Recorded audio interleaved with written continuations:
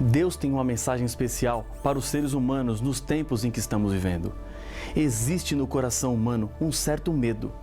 Independente de religião, cultura ou posição social, existe no íntimo de cada pessoa a sensação de que este mundo caminha rumo à destruição completa. A maior necessidade das pessoas hoje se resume numa palavra com 3 letras: paz. Compreendendo melhor as revelações de Deus, encontraremos esperança e segurança para viver. Por isso, precisamos estudar o livro do Apocalipse. E essa paz não é meramente externa, mas uma paz interna, do coração.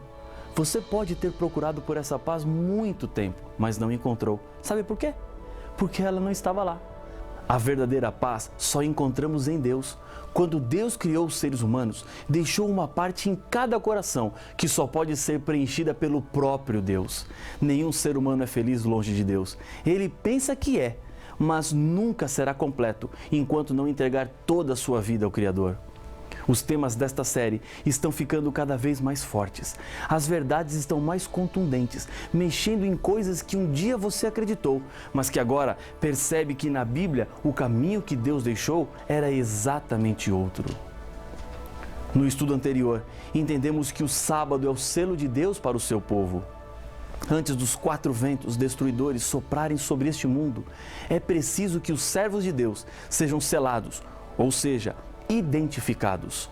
Quando os ventos se soltarem, o planeta será castigado com os juízos de Deus, o fim do mundo.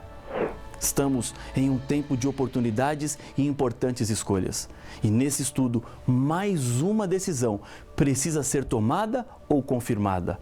Estou aprofundando um pouco mais o que vimos no tema anterior sobre o selo de Deus, para que não fique mais nenhuma dúvida.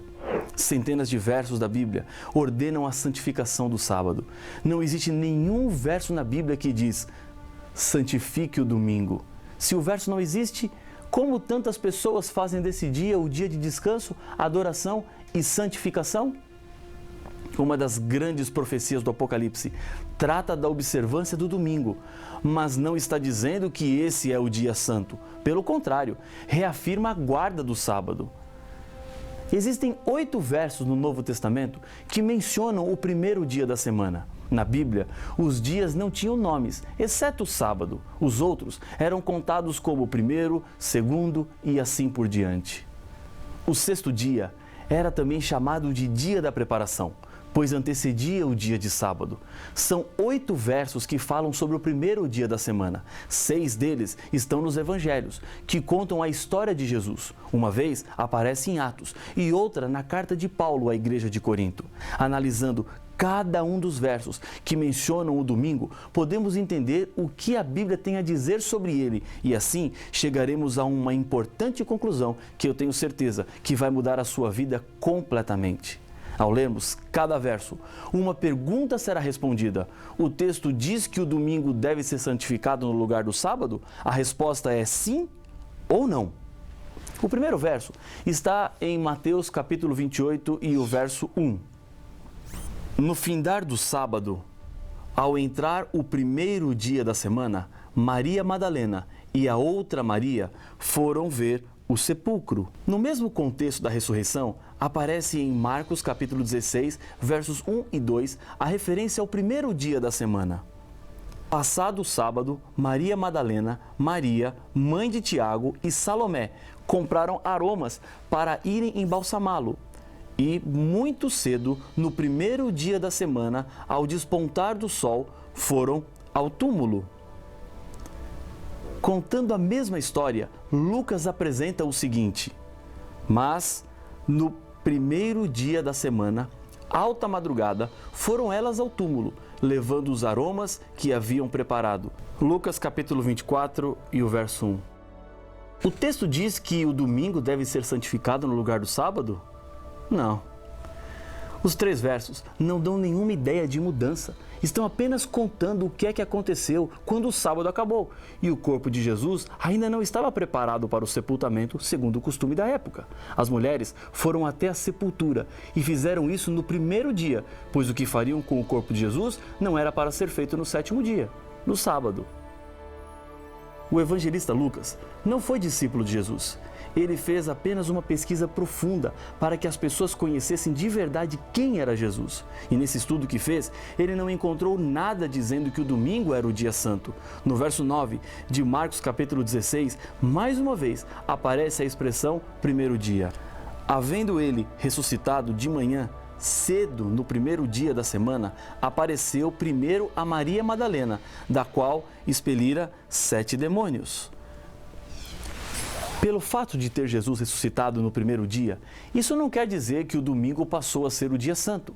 Esse é um argumento que não tem nenhuma base bíblica. Nenhum texto pode ser usado para confirmar esse pensamento. Um idoso evangelista ficou conhecido pelo desafio que fazia ao seu auditório. Nas suas séries de estudo, ele oferecia $5.000 para quem lhe mostrasse um texto ou um estudo bíblico que provasse que o dia de guarda agora era o domingo.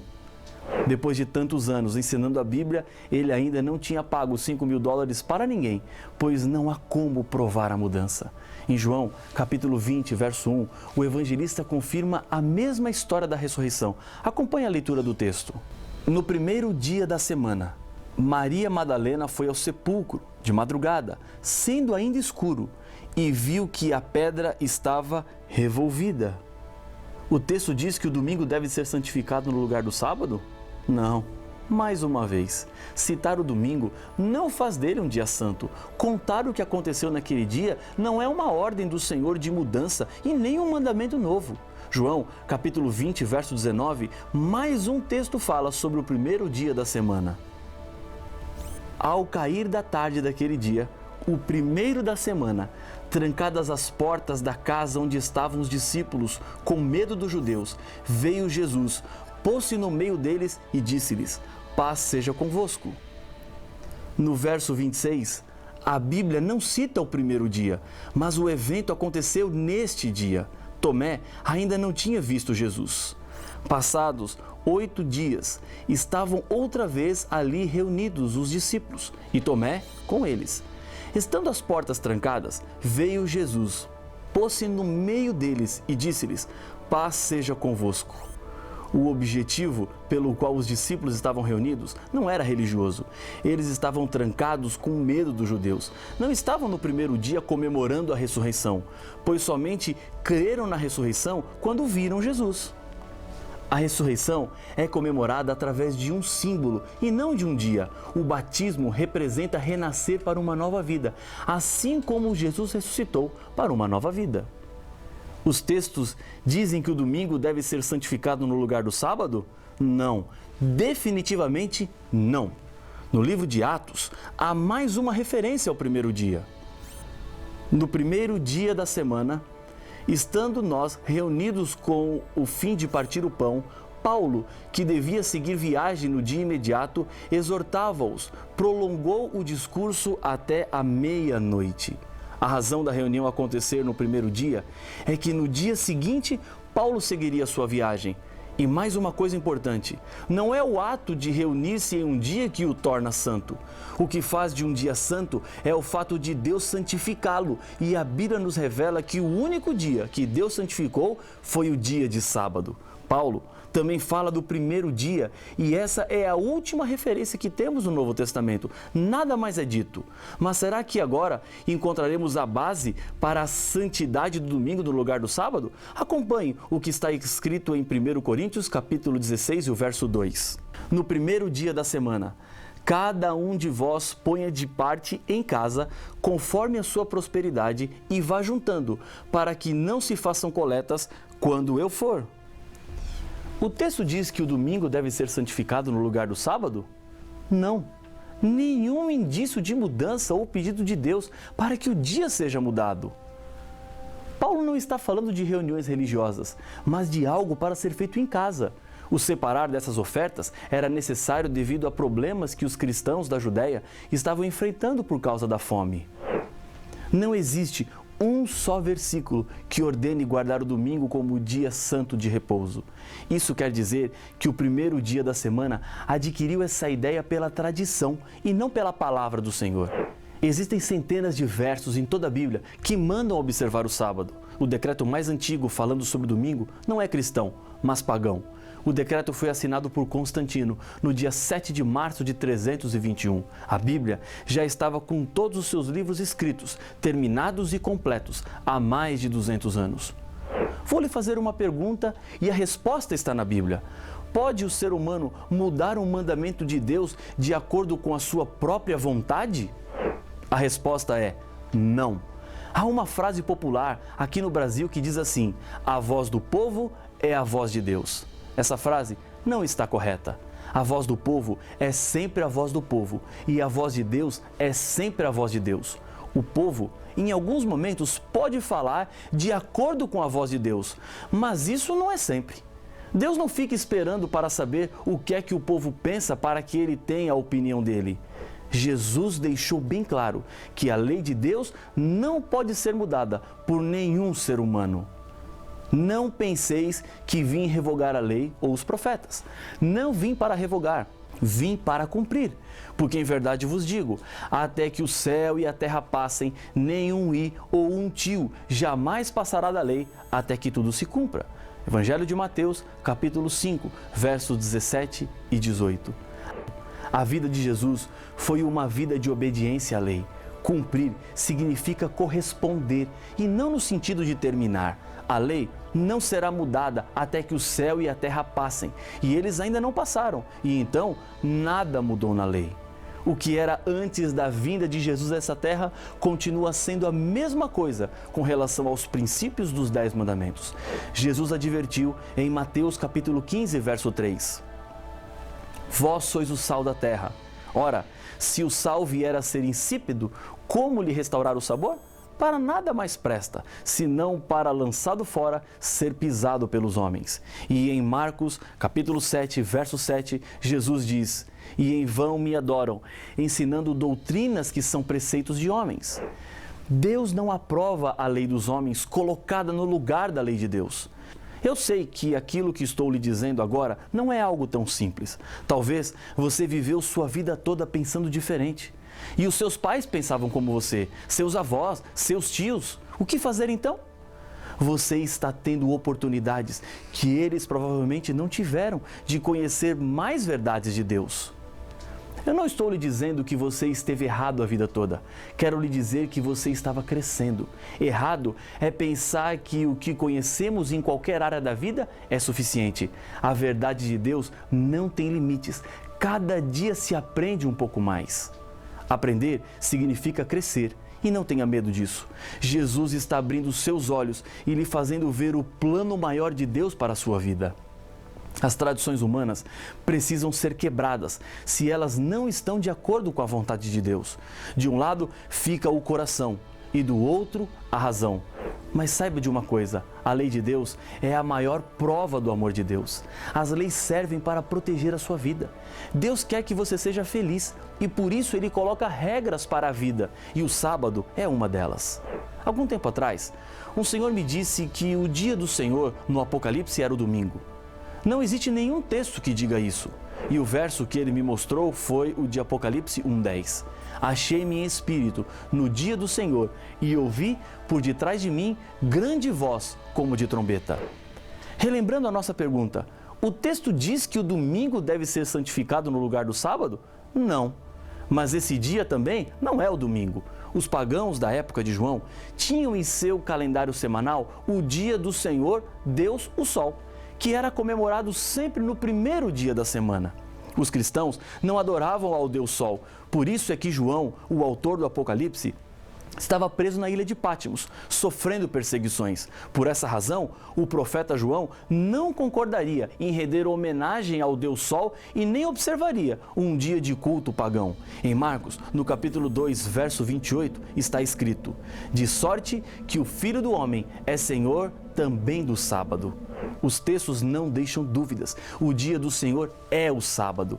Na cidade de Corinto, Paulo trabalhou durante 1 ano e meio fazendo tendas. E a Bíblia nos diz o que Paulo fazia a cada sábado. E posto que eram do mesmo ofício, passou a morar com eles e ali trabalhava, pois a profissão deles era fazer tendas. E todos os sábados discorria na sinagoga, persuadindo tanto judeus como gregos. Atos capítulo 18, versos 3 e 4. Nos 78 sábados que Paulo esteve em Corinto, ele dedicou-se à religião. O fato de que os sábados ele pregava para os gregos demonstrava que ele não fazia para contentar aos judeus apenas, mas sim porque esse era o dia de repouso. O sábado foi estabelecido na criação do mundo. Deus criou tudo em 6 dias e no 7º dia Deus estabeleceu um tempo especial. E esse tempo perdurará por toda a história deste mundo e chegará até a vida perfeita e restaurada que um dia teremos com Jesus na eternidade. Isaías, capítulo 66, versos 22 e 23, apresentam um futuro. Acompanhe a leitura do texto. Porque, como os novos céus e a nova terra que hei de fazer estarão diante de mim, diz o Senhor, assim há de estar a vossa posteridade e o vosso nome. E será que de uma festa da lua nova a outra e de um sábado a outro virá toda a carne a adorar perante mim, diz o Senhor. O sábado será tão eterno quanto a eternidade. Na época da escravidão, um escravo chamado José estava sendo leiloado. Entre o grupo dos compradores havia um homem com um semblante muito bondoso que cobria as ofertas que os outros faziam pelo escravo. Cada vez que alguém aumentava, esse senhor aumentava a sua oferta. José começou a lhe dizer: "Não desperdice o seu dinheiro, eu não vou trabalhar." O homem não ligava para os comentários de José e continuava aumentando a sua oferta. José continuava insistindo: "Não vale a pena me comprar, eu não vou trabalhar." Finalmente, ninguém mais se animou a pagar por aquele homem. Mas aquele senhor comprou José. Enquanto seguiam na carruagem para casa, com os braços cruzados, dizia: "Ainda que me mate, eu não vou trabalhar." Chegando à casa do seu novo dono, entraram na sala e o homem foi até uma mesa e começou a escrever em um papel. Assinou e entregou para José. "Eu não vou trabalhar, eu não vou," José insistia. "José, você sabe ler?" perguntou o seu senhor. "Sei, mas eu não vou trabalhar, mesmo que me matem." "Bem," disse o senhor, "este documento é seu, leia." Com má vontade, José pegou o documento e começou a ler. Seu semblante se transformou. A emoção fez com que lágrimas rolassem pelo seu rosto. Aquele documento o transformava em um homem livre. "O Senhor pagou tão caro por mim para me dar a liberdade?" "Sim, José, agora você é um homem livre." Mais comovido ainda, José disse: "Senhor, então trabalharei como voluntário. Peça o que o Senhor quiser, que eu farei." Quando uma pessoa aceita Jesus em sua vida, descobre que ele foi liberto da culpa e da servidão do pecado e, pela graça de Deus, pode agora ter a vida eterna. Recebe das mãos de Deus uma carta de liberdade. O seu sentimento de gratidão o leva agora a dizer: "Senhor, peça o que quiser, que eu farei." Jesus disse em João capítulo 14, verso 15, "Se me amais, guardareis os meus mandamentos." A história deste planeta está chegando ao fim. Não há mais tempo para dúvida. A voz de Deus é clara. A Bíblia está à disposição para ser estudada. Não deixe ser levado pela opinião de homens. Meu coração, nesse momento, bate mais forte. Deus está convidando você para mudar a sua vida e ser fiel. Lembre-se de uma coisa: o inimigo de Deus quer lhe prender no erro e no engano, mas Deus quer te fazer um vencedor. Decida nesse momento andar de acordo com a palavra de Deus. É a sua segurança, é a proteção, é a certeza da salvação.